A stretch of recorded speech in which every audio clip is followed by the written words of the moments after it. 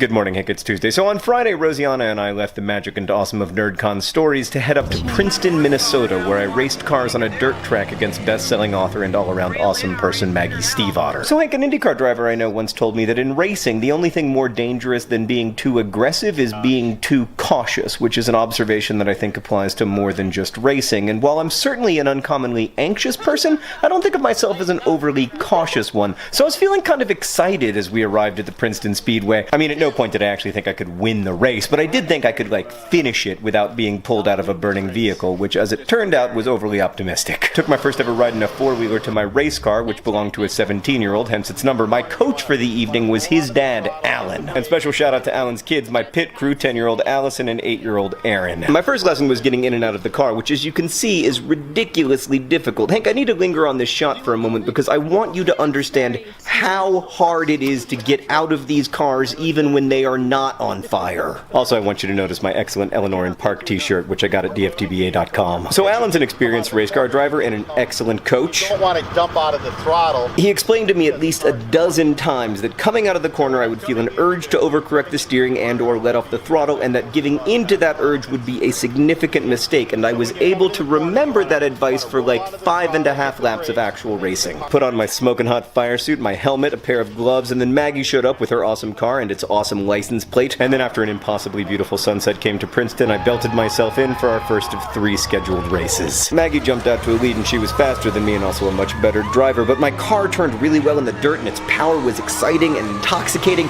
and I was just trying to keep up with her, but then I thought, maybe I could drive alongside of her and really make a race out of this. And then on the 5th lap coming out of turn 4, I felt an urge to correct the steering, and yeah. The Speedway staff got to me very quickly, and although I could feel the heat of the fire in my back and legs, they kept me calm and pulled me out, and I was fine, but I'm not gonna lie, Hank.